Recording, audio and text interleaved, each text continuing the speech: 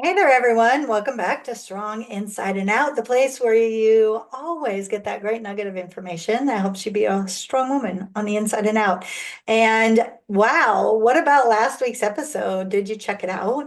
I'm so proud when I have an opportunity to highlight women all over the world who are doing some amazing things, but girls who know their path. I feel like I was a weird child. Weird in the sense of I was somebody who I always knew I had this big dream and these big goals. And that wasn't all always the same for all of my friends, right? I knew where I wanted to go. I knew the path that I wanted to take to get there. And I knew ultimately I wanted something more than what my family had. I wanted something more than what my friends had. And I wanted something more than where I was as a child. And that really shaped my future. And as I think about this in the month of March, which is Women's History Month, I think about how many women in my life who were so influential to me. Now, that doesn't mean that I didn't have men in my life that were very, very important. My grandfather was one. Um, my, my ex-husband, I hate to say it, but he was one as well. I learned so many things from that marriage. My brother, having him in my life, and uncles, along the way, and then male friends and all of the things.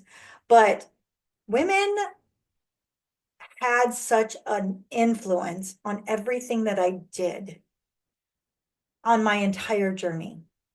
If you go and read my book, sorry, for those of you on YouTube, I am itchy today. My allergies are bad, but nonetheless, if you go and read my book or listen to the audio book, you'll hear me talk a lot about these women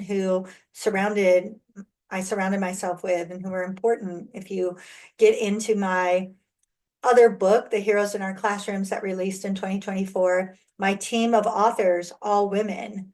And I purposefully designed my services to support women. Now there's a rebranding coming, but supporting women along the way because so many people did that for me.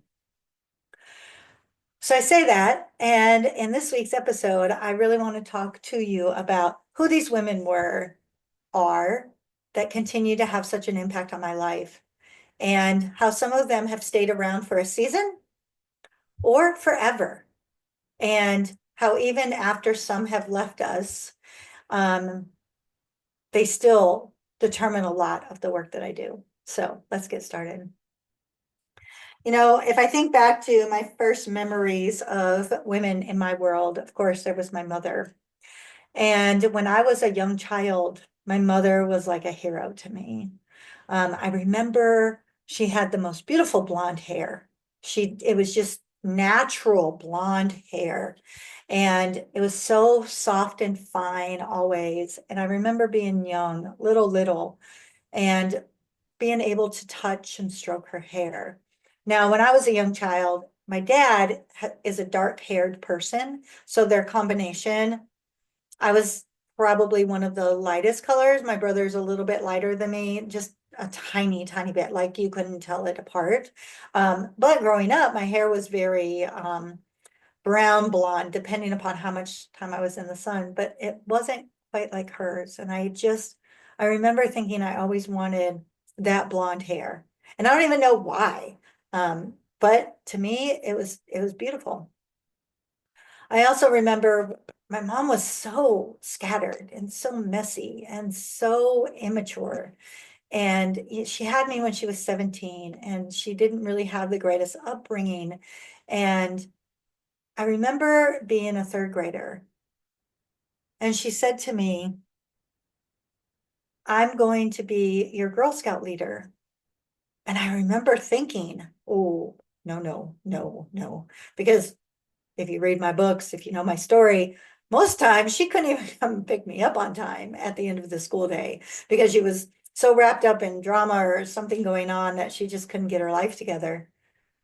But then I remember when she did take on the role, and she actually was the assistant Girl Scout person leader. having someone else direct her on what she needed to do, which is exactly what she needed. She was so proud of herself for being able to do that. And I remember thinking, it's okay if you're not the best at something, but if you go ahead and put yourself out there, maybe you can learn and grow. So I think that was one of my lessons in life from my mother. Now, my grandma, my dad's mother, was highly influential in my world. When I was born, I was the first grandchild, and she was a tough cookie. Let me just tell you, my grandma was tough. And she said it how it was. She was a cusser. She didn't have a filter. She didn't care who was around. She just said what was on her mind. But my grandma took on a job right after I was born at a company, a media company across the street from their home.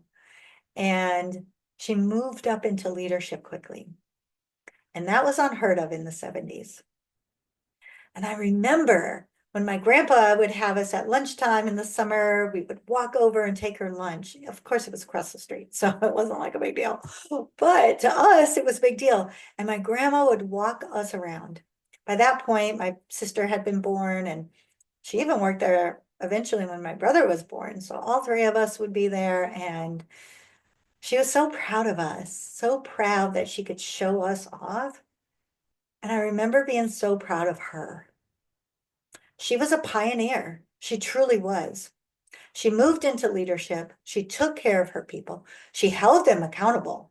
Look, I told you she was tough, but she also cared about them. And it was my first glimpse of how I wanted to be when I was a leader.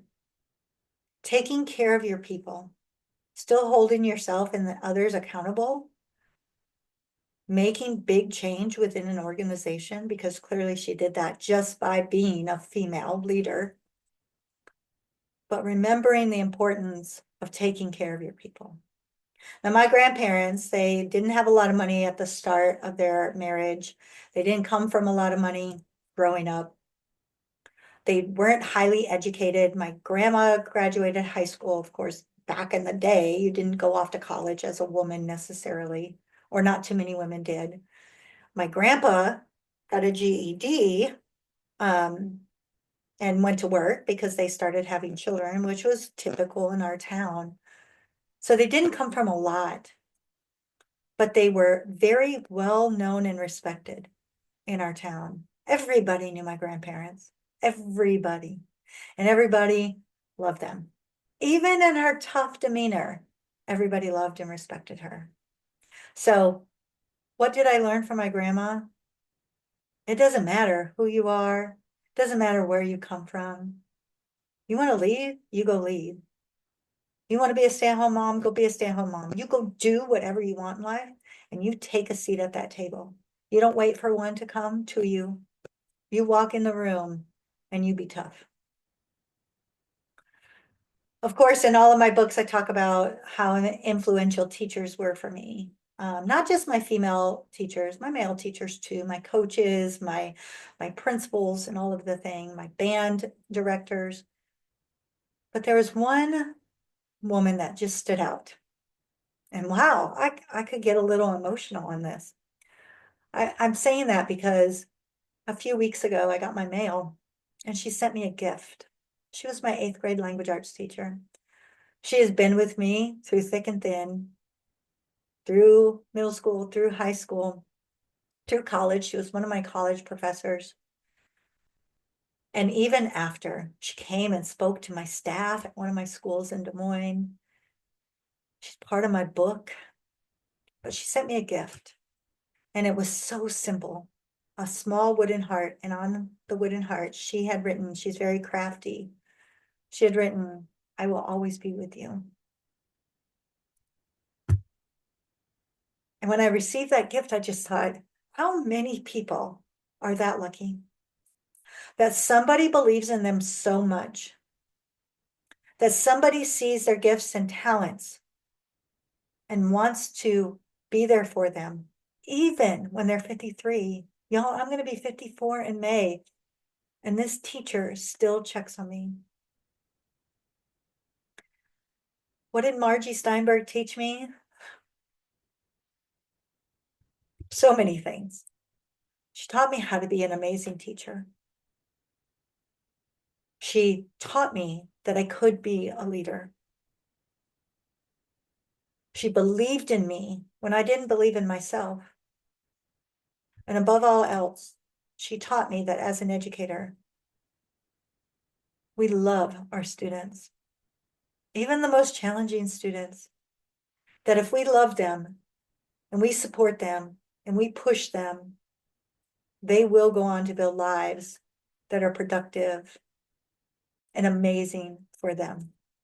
So thank you to all of those women as I was growing up that made such a difference for me, that made me believe that even though I was a single mom when I started college or got into my second year of college, that I could do it. I made a big shift after college, mainly because I was kind of pushed into it, but grateful that my ex-husband was the way he was at the time. We moved to Houston from this very small town in Iowa. And at the time, I didn't realize how many doors that was going to open for me. But when I walked into my school for the very first time to teach fourth grade math and science, which I was terrified to do, and I met my assistant principal, Crystal Murray. Now, I'm going to be honest. She had such a Southern accent that I had a very hard time understanding her because she also spoke pretty fast. And there were days that Crystal Murray did some things that I didn't 100% believe in or ticked me off. And I know I did things that she didn't believe in and I ticked her off. But that woman was amazing at her job and a role model for all of us as teachers because she's talked the talk and she walked the walk. She led with integrity. She believed in kids. And it wasn't just about test scores for her. We're in Texas.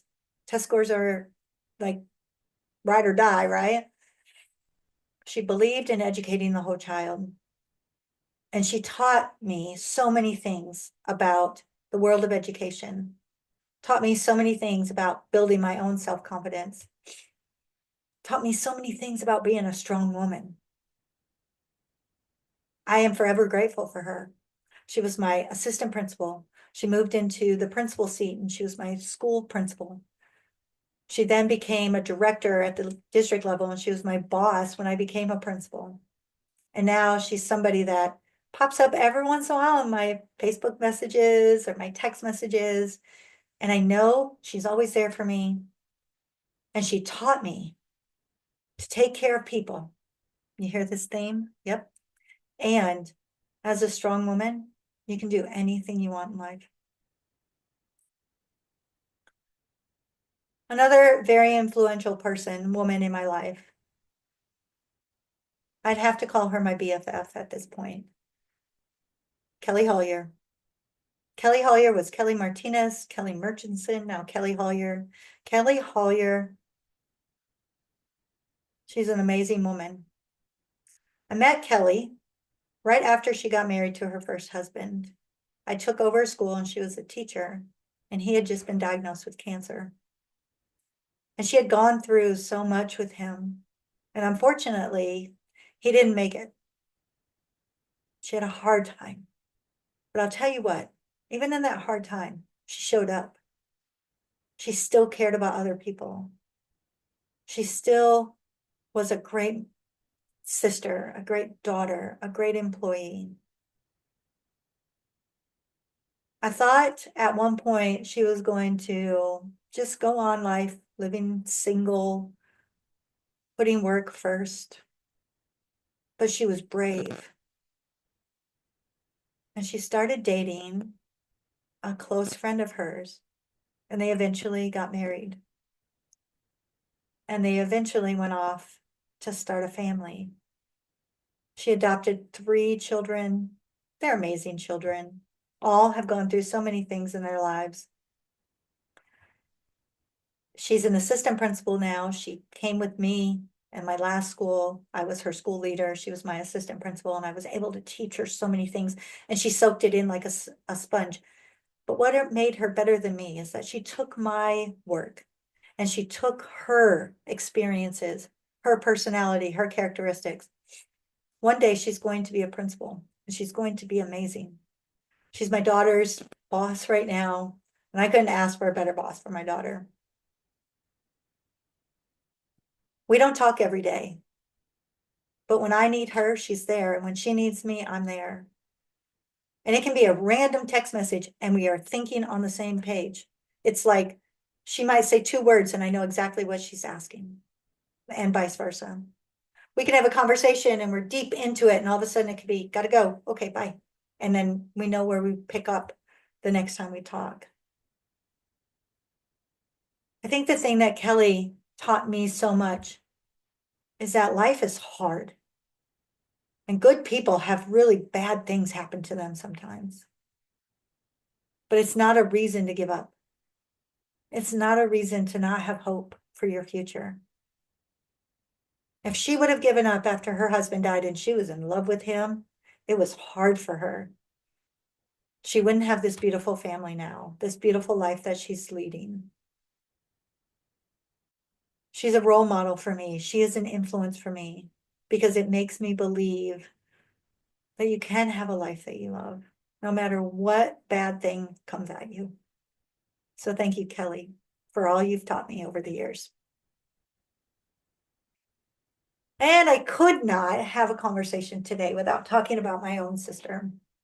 Oh, my sister. My sister is wild. I'm the oldest, she's the middle. And if you have a vision of what a middle child is, that is exactly my sister, Polly Montgomery. Polly went against the grain in everything. Polly is smart, but doesn't see it. She's kind, almost too kind sometimes, I think. Polly's been through a lot in life, and she's still going, and she still has belief. Polly is in a position right now as a team lead for her company, and she soaks in so much of my stuff I give her and share with her, and she's in my membership course and all of the things. We have these amazing conversations, and she's a sounding board for me. I can throw out an idea and she'll throw things back at me, and it gets me thinking deeper. We didn't have that relationship through our whole lives. There were, as a matter of fact, years where we didn't speak. But now in our 50s, we talk almost every day. And I think what Polly has taught me is unconditional love. People can do you wrong. You can have hard times. But that unconditional love is important. And she's made me believe in myself again and believe in our relationship again. She's still wild and crazy, and some days, she's a little much to listen to, but I know I too am a little much to listen to. I'm sure she gets off the phone with me some days and goes, whoa, because we are sisters and we're a bit alike in that aspect. But I will say this, Polly, keep doing the things you're doing in life, because you are good. You are much more respected leader than what you know, way smarter than what you think. And when you put your mind to something, I know you're going to get it done. And thank you for teaching me unconditional love, no matter what. And as I wrap up this episode, because I could go into all the celebrities out there, the women in history that had an influence on my life. There's so many, right? But the one person who has had the biggest influence on my life is Kimberly Ramos, the one who made me a mom. The night I met my daughter in person, her red hair, big blue eyes, she looked at me like, come on, girlfriend, we're going to do this, and we're going to do this big. And throughout life, we have done everything big. She wanted to be in theater. She did it. I wanted to be a school leader. She supported everything growing up that I did, even though I couldn't be at everything in her life. And she understood that. She came to me with everything. We have an amazing relationship. She's an amazing person. She's carrying on the legacy of being a great educator. And eventually she'll be carrying on the legacy of my business. I couldn't have done life without her. And for those of you who don't know, I never thought I was going to be a mom. It wasn't in my cards. It was not something I planned. I did not want to put a child into the world if I couldn't give that child my 100% attention. And I wanted a big career and I wanted to go off and do big things. And what I was most afraid of is having the situation like my mom and I had. And so it wasn't a planned thing to happen in my life. But sometimes God makes things happen for a reason. And the moment I met her is the moment my entire life changed. And I knew I had to be the strong woman that she needed to have in her life so that she too could grow up and be a strong woman. As a parent, I always say, we're only as successful as our children. And that little girl has made me the most successful woman in the entire world. She has done everything she wanted to accomplish.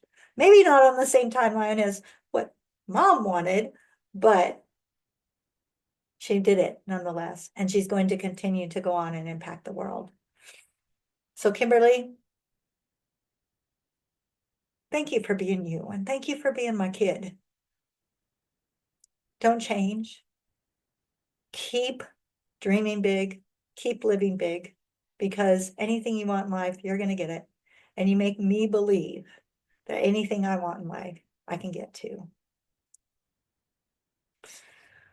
Well, ladies, that was quite an emotional roller coaster there. But these women have just had such an influence in my life. And as you're going through these last couple weeks of March, take the moment to think about women who have had influence in you. And my next steps, I want to reach out to every one of them that I can.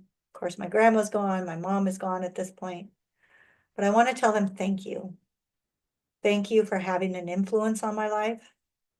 Thank you for helping me believe in me. And thank you for helping mold the person I am today. I'm not perfect. I have a lot still to learn and so much more to do and grow, but I wouldn't be here completely on my own. It took a village, and these women were a huge part of that village. So I challenge you to do the same thing this week. As we start thinking about wrapping up March and moving into April, because sometimes these women don't get told enough. We all know that, right? We get taken for granted so many times. Take that moment to reach out and let them know how much you appreciate them. All right. I hope everyone has an amazing week. Enjoy the great weather. March Madness. Go Houston Cougars. Come on now. If you don't have a team, get on board with me. And I will see you all right back here next week on Strong Inside and Out.